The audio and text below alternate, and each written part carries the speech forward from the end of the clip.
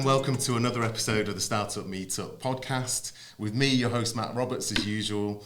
Today I've got a very special guest, Ria Jackson from Inclusive Minds UK. She's going to be doing a talk for the event later on this evening, about neurodiversity, neuroinclusion, and how it can be a superpower for your business.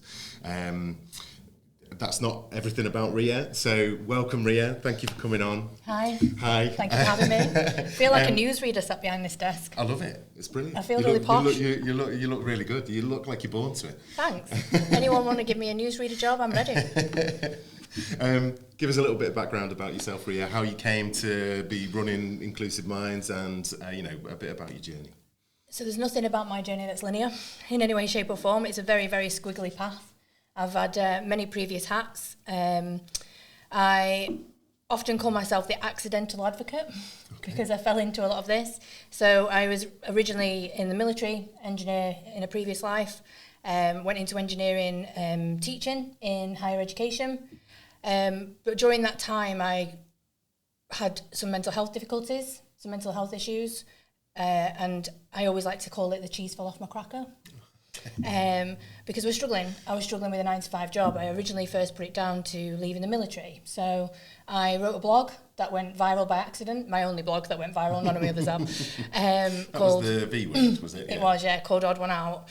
But it wasn't actually the V word at the time. It was just me writing a blog, which turned into, as you've nicely mentioned, something called the V word, which stands for Veteran and Visible, which became one of the biggest online women veterans communities. And I found myself running, it grew arms and legs, and I found myself running peer support groups, writing reports that were going to Parliament for the Veterans Advisory Board. I was running lots of different training and facilitating training for them from other veterans with other experiences, which gave me a confidence to make me realise that actually I could do this, if that makes sense. Yeah. So what was philanthropic suddenly became the idea for a business, because I wasn't coping very well in the 9-to-5. But in between all of that, as I was going through all my counselling and coaching and lots of different things to try and put myself on a healing path, I ended up with an accidental diagnosis of ADHD. Okay. I filled in some forms. There were some forms that were being done at the place where I was working at the time, where they were doing a little bit of a beta test to see how they can support their staff better. And it was an assessment basically to see if anyone had any neurodifferences, and I came up with ADHD.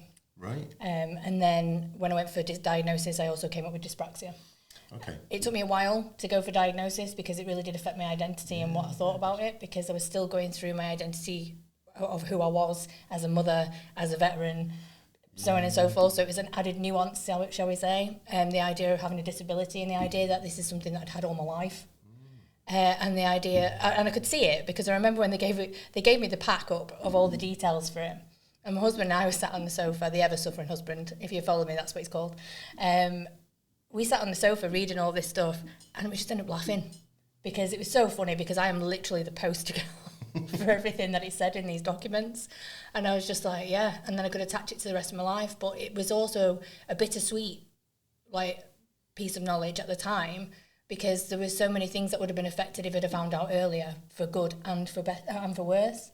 Like I would never have got in the military if I'd have been diagnosed with ADHD at a young age, or if I'd have been diagnosed while I was in. Yeah. I'd have been medically discharged at the time. Now, the military are changing. Okay. They are changing with this, but at that time it wasn't the case, so that affected my identity.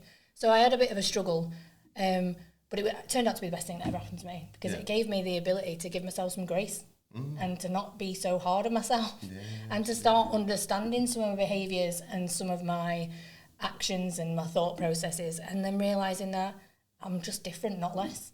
Whereas a lot of my life I always thought I was less than, or not enough, or didn't fit in. Now, I never had that issue academically because I've done loads of things academically, but I had it socially, which my little girl's going through now.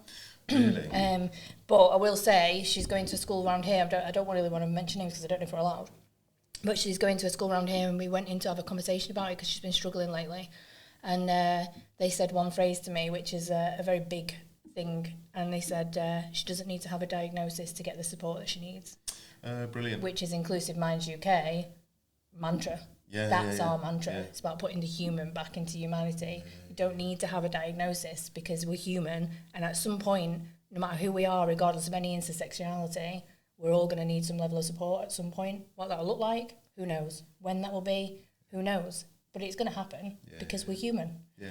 And it's about us being able to do that in every space, whether that be the workspace, education, or a community. And that's why I ended up choosing neuroinclusion. Okay. Obviously, ADHD and dyspraxia as well. Yeah. So everything just sort of went into this wiggly path and then just led me to this point, and here I am. Nice. So, I mean, feel free, because it's quite a personal subject as well as being a wider kind of social subject, right? So feel free to tell me to like kind of, or just not answer questions and things like that. But I'm interested because when you mentioned there that it was an accidental diagnosis that you got, when that happened, were they sensitive about like kind of breaking the news, or was it more just a case of, oh, well, you must already know this, or what? So when I worked at the time, we were almost like we weren't actually in the main building of where most of the work went for the company. So most of their main staff would be in the main building, which was quite a distance away. So when this person came to come and tell me, which had psychologist training, they were following me around. And at the time where I worked, I was constantly fighting a fire. So I was running around trying to get something sorted. I wasn't actually a fire person. I mean, there was just always something going wrong. Yeah. And they were following me around like an open plan building. And I'll be honest with you, I was getting a bit agitated because I was just like, what do you need? You know, who are you talking about? And they smirked. Now, that's probably one of the worst things at that time that you could have done to me, because the RSD is strong in this one, the force is with me.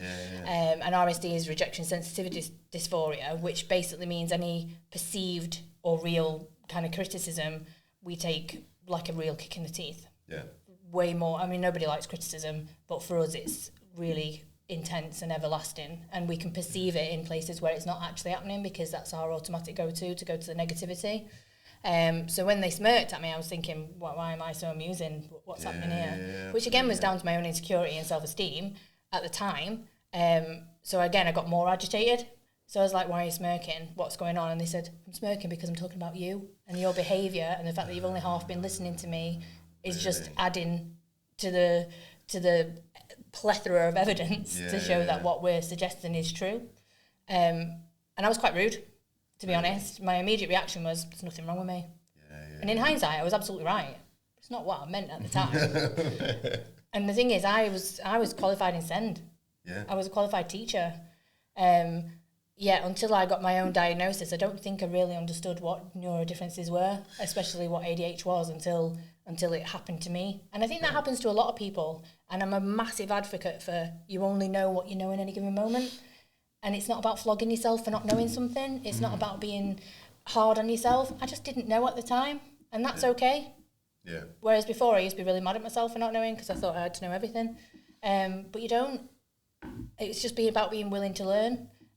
But that lady there, she's actually become a very, very good friend, and we're still in touch now, and we laugh about it all the time because I just displayed in that small interaction of about 20 minutes with her, I think I displayed like all the prime time characteristics that you would see on TikTok for an ADHD. And now ADHD is very much more complex than that, and it's not what you see on TikTok. But if you wanted somebody to do TikTok, I literally displayed it at that time in that small 20-minute conversation with her, and we laugh about it now because we can. But at the time, I found it really hard because I was already having issues with my identity. And this was just another layer to try and wade through. And at the time, I think I felt like I was swimming through tar.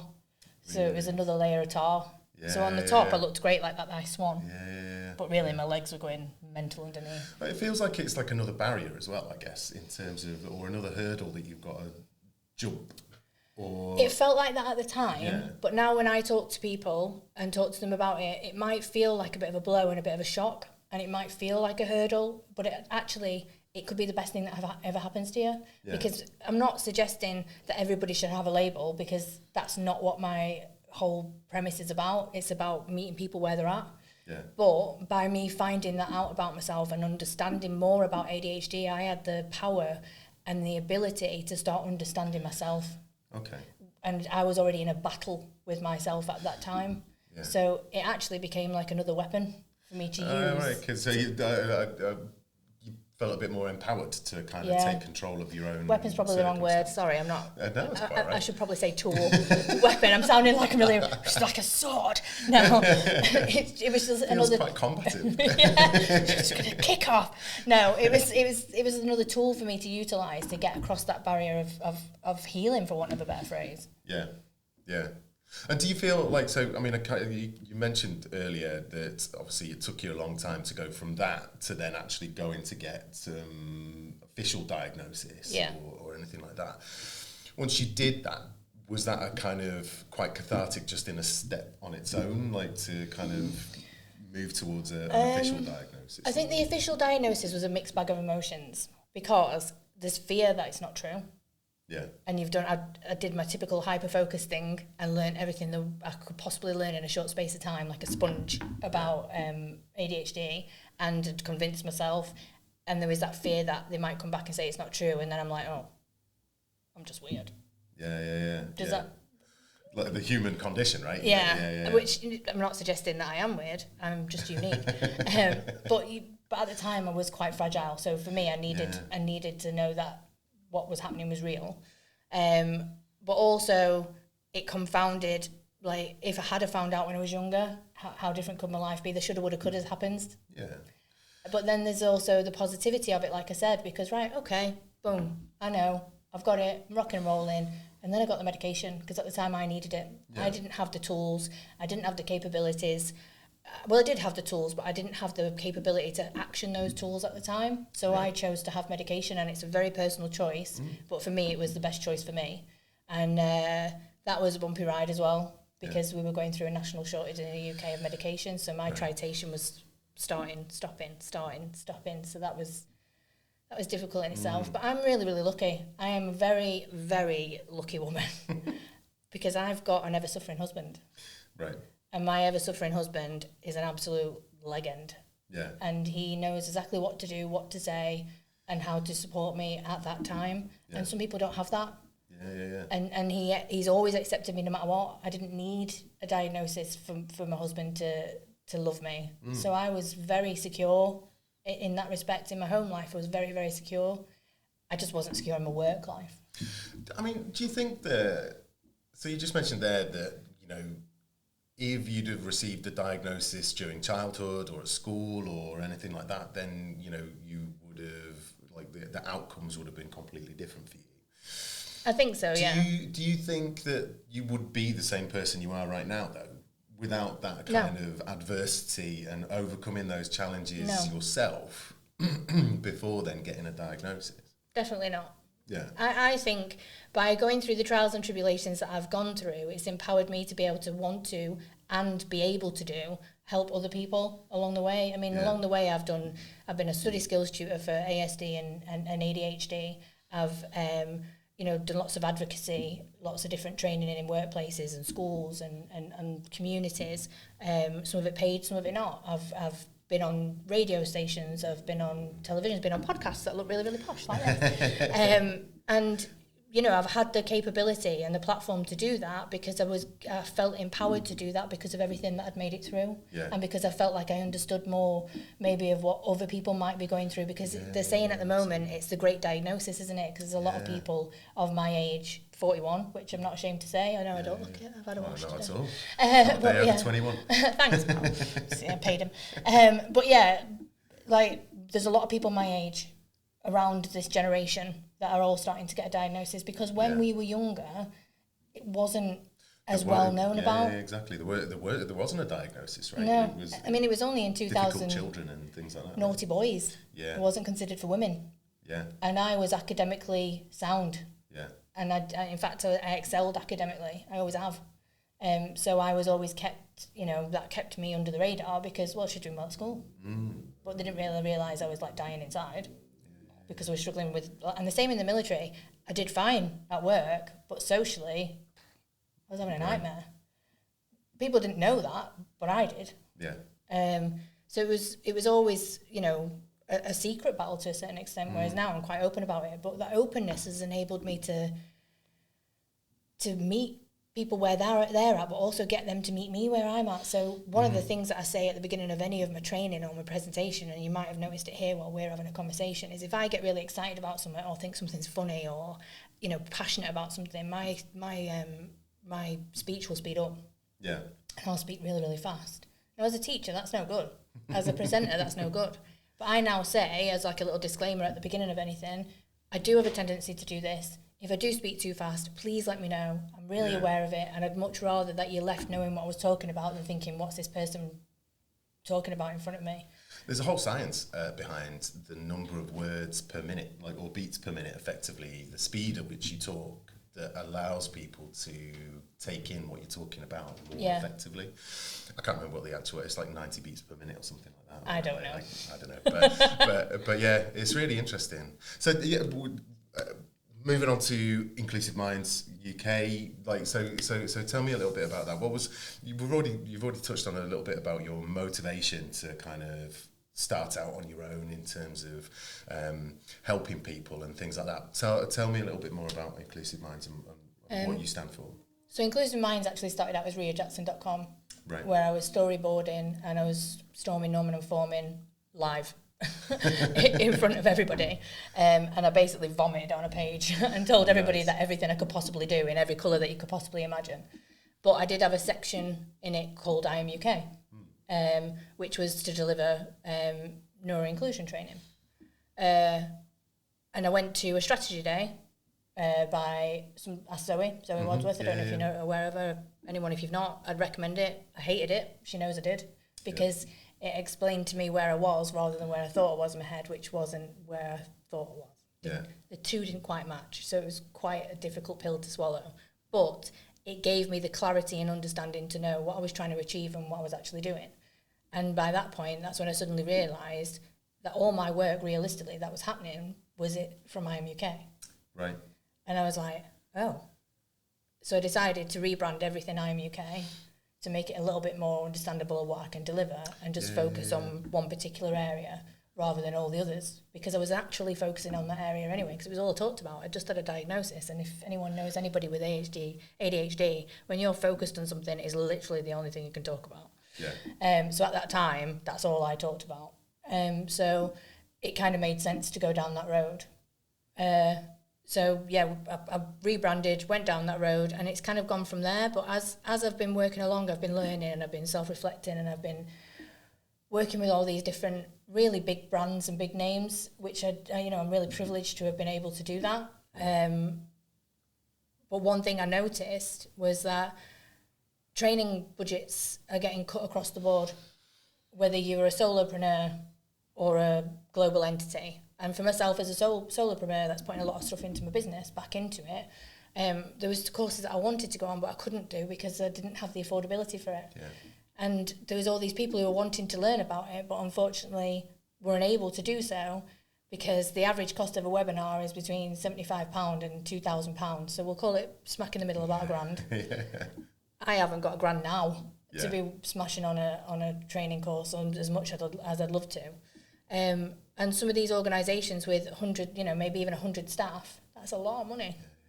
But it's not, neuroinclusion isn't, you can't just do one session and that's it. We're neuroinclusive, we've done one course, awareness. We've checked all of those boxes. Yeah, we're happy because it's not a tick box exercise. No. I've been doing this game now for a good few years, 4 or 5 years now, living, eating and breathing it, and I'm still learning something new all the time. And it's just the way it is. I mean, it was only in 2013 that they decided to change the assessment process because they realised that you could have more than one neurodifference at a time. Okay. So, but again, we're still, even though they've decided that and they've changed it, it's called the DSM, even though they've decided that and they've changed it, if you haven't got an assessor when you're going for an assessment that's qualified in assessing for multiple different types of neurodifference, you have to go back through the system all over again. Wow. And with it being oversubscribed as well now. Well, you're looking at some areas, 10 years for an assessment, which is why neuroinclusion for me was the big one. So I started to rethink and have a chat and discuss with everyone that I met through networking and business and have conversations. And I decided to launch and build, which will be launching in February, Inclusive Minds Hub. Nice. Which will be a membership that's affordable whether you are a solopreneur or a global entity. It's on a tiered pricing level. The most it'll cost you is if you're an individual member, it's £20 a month. But for the first year, for the first founding members, there's a 20% discount. So if you're not on the wait list, a little plug for myself. Shameless, not shameless. Not at all. I'll be putting links in the description below. So absolutely, get yourself checked in. It gives everybody 12 webinars a year, lots of resources. The blog, I'm going to launch a podcast as well. Ad hoc Q&A panels, because I've realised how many awareness days there are now. Every month. Or sometimes full months, right? Yeah, exactly. And I wanted to be able to touch on some of those, but I've also realised, well, it's not that I realised, I don't want it to be the Ria show, because I believe that it should be lived experience. So I'm also building, concurrently with that, I Am Hub Collective, where I want anyone who has got any sort of medical, professional, lived experience, whether that be a carer, a partner, or you have a neurodifference yourself that wants to deliver on a specific subject, because I have delivered on dyslexia, I have delivered on autism, and you know I've got knowledge about it. I've done courses, I've taught myself as much as possibly can, but there's nothing quite hearing from somebody who's absolutely someone's journey, someone's story. Exactly. Yeah. So I want to move away from the idea of generalist to specialist, because we all have our specialist subject. Like in engineering, for instance, what I was in a previous life. I was an avionic engineer, then moved into electrical engineering. But my husband works in production engineering. I ain't got a clue what he does. But he hasn't got a clue what I do. No. Yet we've both got a title of engineer. And that's the same with someone you'll meet with a neurodifference. Yeah. You can have someone with the exact same diagnosis in a room. You can have 20 with the exact same diagnosis on a piece of paper in a room, but all of them will be different. Yeah. Because believe it or not, I've got a fact for you now. Might surprise you. Nice. I like it. Are you ready about this? Yeah, I'm braced. I'm ready. Believe it or not, every single person on this planet has got a brain. Really? Yeah. I'm stunned. I'm absolutely shocked. It might be a shock to you. I thought it might be. But fact number 2, I'm dropping knowledge bombs on you here. Are you excited about this? Yeah, I'm feeling it. Yeah.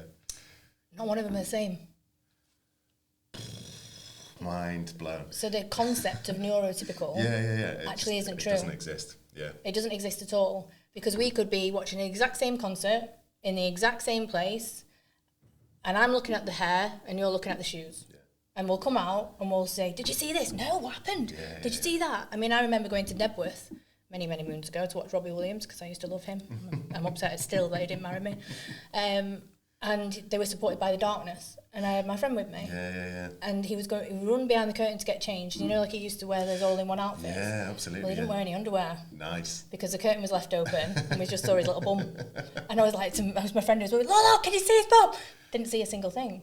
Because we experience every situation differently. And the reason I use that example is because we were in the exact same place, doing the exact same thing, but we saw different things, which will then change our perception of what that was. Yeah. And change our memories and change our understanding and change our feelings and our experience. And that's for every scenario. So no brain can be the same. No, not at all. Just to completely divert the topic, my wife is a lifelong fan of the darkness. And since I started seeing my wife, actually, 20 years ago, we've been to a darkness concert almost every year, except for when they were kind of hiatus. Have you seen his bum then? We have I've never seen his bum. Has your wife? I don't know. See, I have. She plays her cards very close to her chest. I have. I think she'll be very jealous of you. Just my claim to fame there. But yeah, so that's why I went for neuroinclusion. Yeah. Because it's a fallacy that there's a neurotypical brain. And it doesn't matter what intersectionality you've got. We've all got a brain, so it doesn't matter whether you've got, you've got additional intersectionalities that go with that. The fact of the matter is, every single person is different. And like I said to you before, for me, it's about putting the human back into humanity. Yeah. And meeting people where they're at. And that is the first step of neuroinclusion. Neuroinclusion has been made to sound really, really difficult. And I do this, which is exactly what I did with my diagnosis, which is why I didn't do anything for quite some time. I became an ostrich and I buried my head in the sand because I didn't want to deal with the situation. But then there's also the cost-effective side of things, which is why we decided to make it so cost-effective. But it's also the fact that it isn't mandated. We don't have an AQA or awarding body for this kind of training, and we shouldn't have. I don't think we should. I think it should be delivered by with a qualified trainer, obviously, but and I don't think it should have that. But with that, because it is becoming a hot topic at the moment, you have the possibility of being misfed information. So it's really important that you get the right information going to schools and going to workplaces and going within communities to be able to offer that support. So we're going to launch that in February, working very, very hard in the background, because it turns out what seemed to me like a very simple idea wasn't that simple in reality. And yeah, it's moving along quite nicely, so excited about that. Like I say, I'll put links in the description below, so if you wanted to find out more, then please click on the links. Just on the whole kind of concept of, or the whole,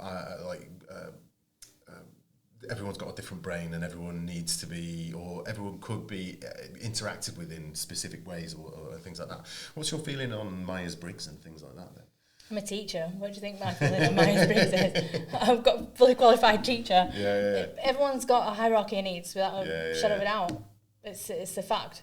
So for me, this is where the humanity comes into it, isn't it? This is putting the human back into the humanity, because everybody needs different things at different times. 21-year-old me and 41-year-old me are two completely different people. Our needs change as we get older and our lives change, and it's about adapting to that individual. I mean, I'm now a mum. What I considered to be fun before, raving till 6, 7 o'clock in the morning, I'm now looking at those day raves that are coming on, and they look amazing, to be fair. Silent discos and stuff like that. No, not silent disco. That is mad. Have you ever seen one though? It's funny. I've seen the videos where there's no music, and everyone seems to be listening to different music, so they're all doing different dances. That amuses me. But there's like new day ones. I mean, I've seen one recently advertised. You know that lady that was in that police show? She was in This Is England as well. I can't remember her name. Oh, no. I've not seen any of that. I can't remember her name. That's going to irritate me now. Yeah. Sure, it's Kate something. Anyway, or maybe her character was called Kate. I don't know. But anyway, she's now launched one in like Leeds and Sheffield sort of, or it's been in Leeds and Sheffield area. Like baby raves type sort of thing? No. An adult one. Oh, really? For over 30s, and you're home by 9 o'clock. Nice. Next time it's on, I am there. I am there. Yeah, absolutely. Well, my wife, she does, on the weekends, she does a 90s revival covers band. Like all kind of 90s bangers and things like that. I feel I need to be BFFs with your wife. Bear in mind that when I first met my wife, she was lead singer in a metal band. Wow. So, like, it's not her music at all, but she's really, really good at it. Like, you know, and they're all kind of, there's no drum machine or anything like that. They've got a couple of drummers and they're like kind of all live drumming, all live music and stuff like that. And it is. I'm a karaoke queen. Absolutely mad. If she ever wants a backing singer, is that right? I'm there. I'm in. I am in. Extra little job on a weekend for myself. Definitely. So, as I mentioned before, off camera, like this was before we got set up, there's a question that I always have to ask. Oh yeah, he told me that he was going to sideswipe me, so here we go. Ria, what's your ultimate sandwich?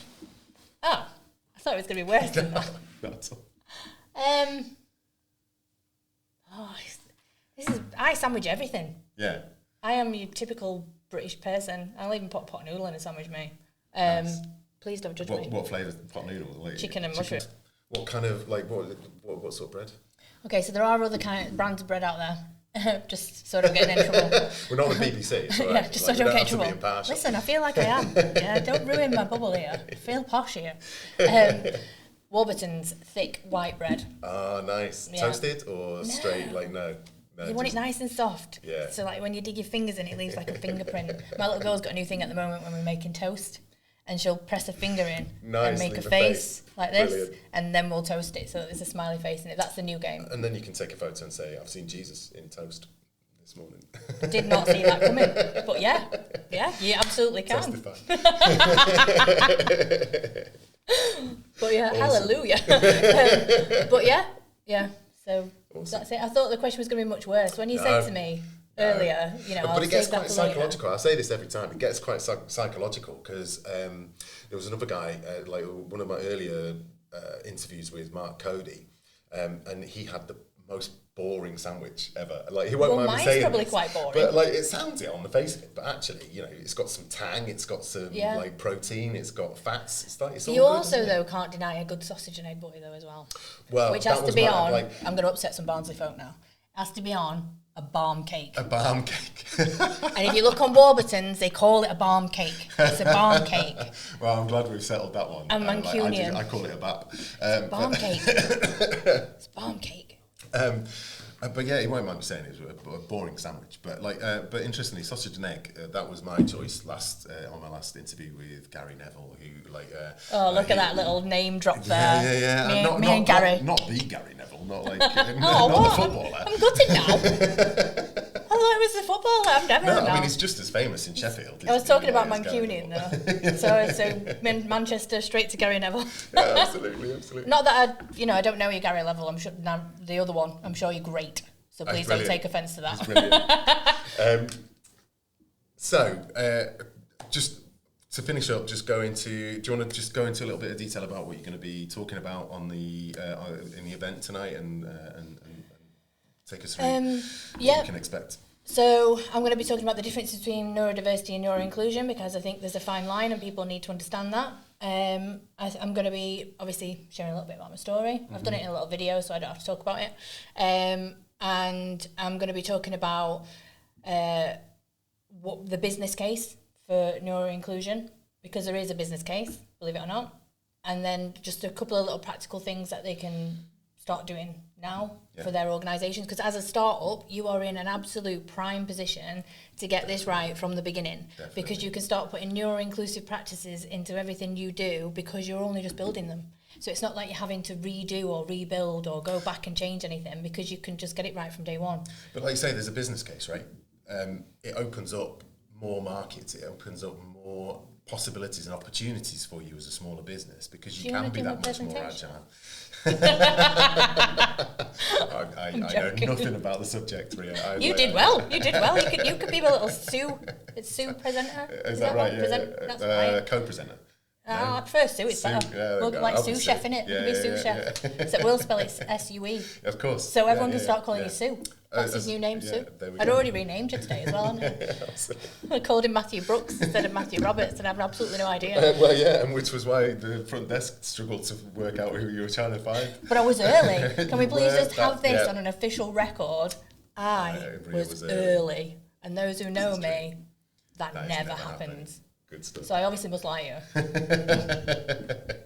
Well, thank you so much for coming on the podcast, Ria. It's been brilliant having you here. And so, as always, the Startup Meetup events are the second Thursday of every month at the DMC. I'm going to be taking a break for Christmas, so this November event is the last one for this year, and then we'll be coming back in January talking about female entrepreneurs and women in business, and then into some coding stuff in February as well. So keep your eyes out on all the social medias for new events coming up. And other than that, I think we're good. Okay. Thank you very much. I can't believe you're taking time off for Christmas. I know. Who do you think you are?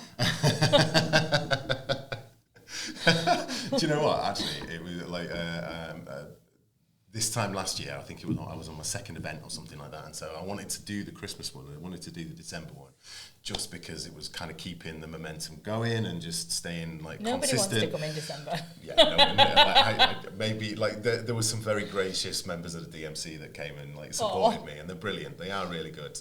But yeah, it was I'm not doing that again. Yeah. My December is literally filled up with my child's calendar. That's just it. And there's so many. There's nothing for me. Yeah, there's so many taxes on people's time at that time of year that